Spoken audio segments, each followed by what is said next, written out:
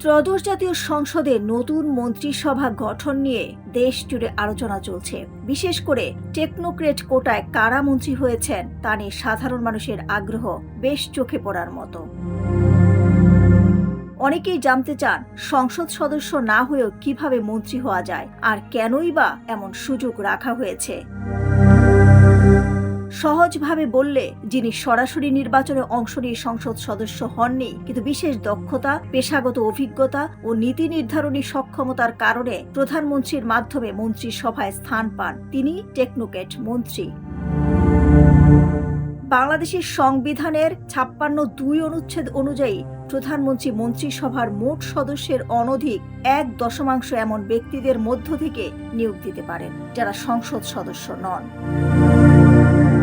তবে শর্ত হলো তাদের সংসদ সদস্য হওয়ার সব সাংবিধানিক যোগ্যতা থাকতে হবে। কিন্তু কেন এই ব্যবস্থা?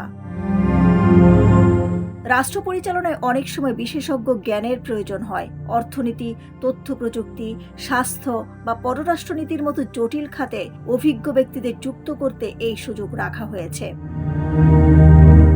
এছাড়া মেধা ও অভিজ্ঞতার মূল্যায়ন এবং রাজনৈতিক ভারসাম্য রক্ষার ক্ষেত্রেও টেকনোক্রেট কোটা গুরুত্বপূর্ণ ভূমিকা রাখে।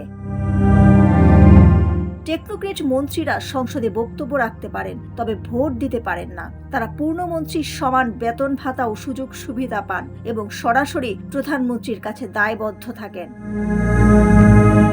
সবশেষে বলা যায়, টেকনোক্রেট কোটা বাধ্যতামূলক নয়, এটি প্রধানমন্ত্রীর বিবেচনাধীন একটি সাংবিধানিক ক্ষমতা। রাষ্ট্র পরিচালনার দক্ষতা ও অভিজ্ঞতা যুক্ত করার এই ব্যবস্থাই হল টেকনোক্রেট মন্ত্রী নিয়োগের মূল ভিত্তি। 49 জন সদস্যের নতুন মন্ত্রিসভায় 25 জন পূর্ণমন্ত্রী এবং 24 জন প্রতিমন্ত্রী থাকছেন। এর মধ্যে টেকনোক্রেট কোটায় 2 জন মন্ত্রী এবং 1 জন প্রতিমন্ত্রী রাখা হয়েছে। মন্ত্রী হিসেবে শপথ নিয়েছেন আমিনুর রশিদ ইয়াসিন এবং ডক্টর খলিলুর রহমান, আর আমিনুল হক প্রতিমন্ত্রী হিসেবে শপথ নিয়েছেন। ডেস্ক রিপোর্ট, সোনালী নিউজ।